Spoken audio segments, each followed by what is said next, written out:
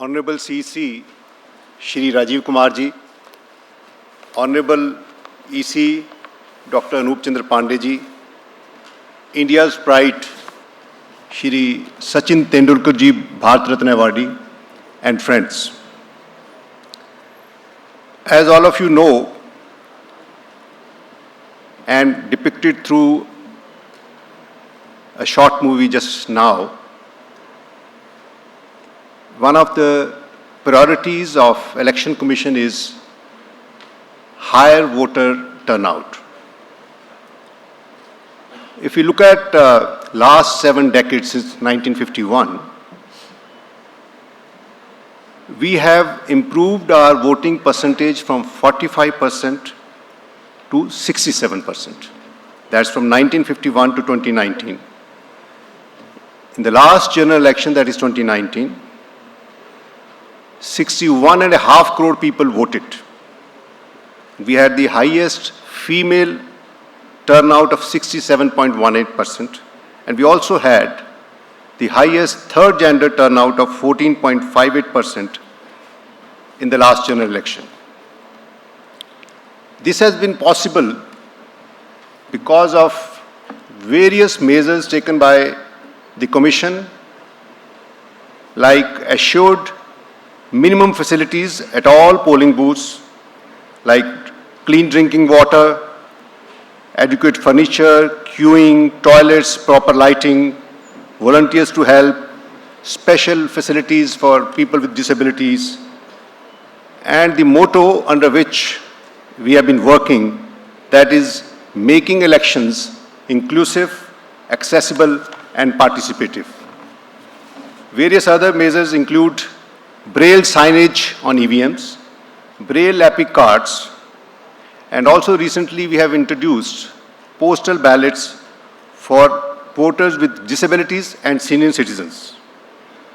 We have introduced measures like pink booths to promote participation of females, PWD managed polling stations, various IT platforms with an aim to provide service to our electors at the doorstep. We have 2 basic touch points with the electors. First, at the time of registration as a voter, and then at the time of voting at polling station. We have improved on both the fronts, and we have reached this percentage.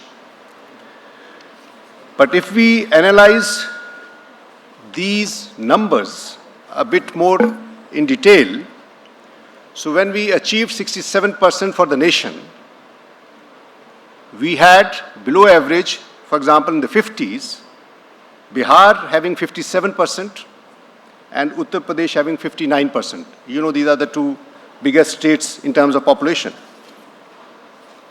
But when we go a bit deeper within each state, we see, for example, in Bihar, the Patna Sahib constituency had 45.8% voter turnout.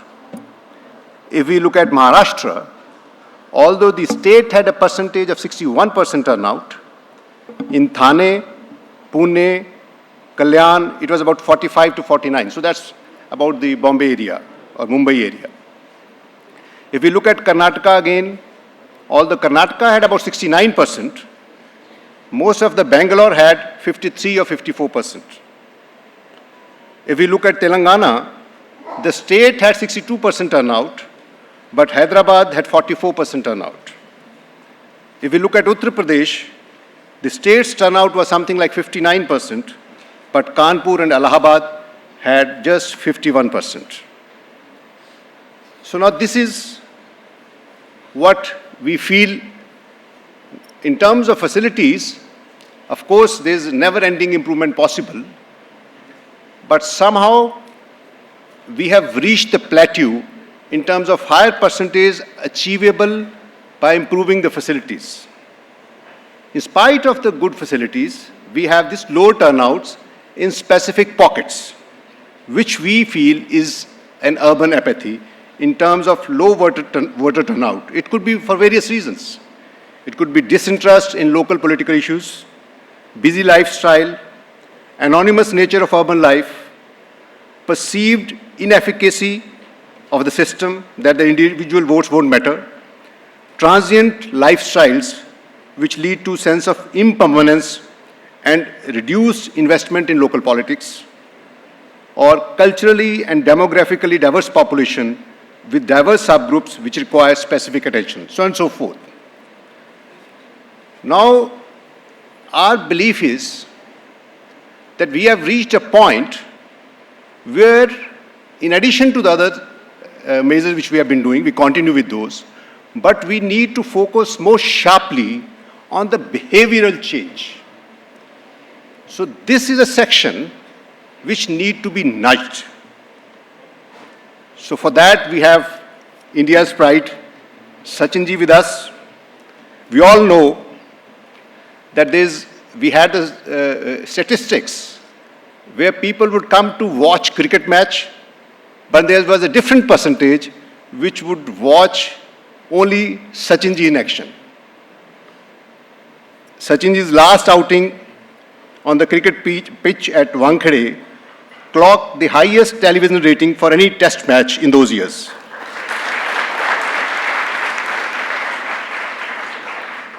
It amassed 17 lakh television viewership during the course of 3 days, as per some report by television agency.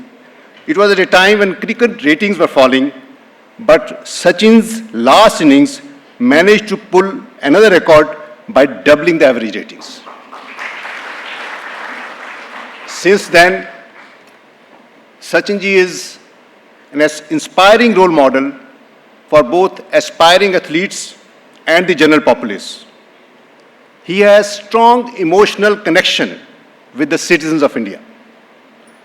And that's where we feel he could be our biggest asset in nudging the urban apathy, where it's coming from, and bringing about that behavioral change.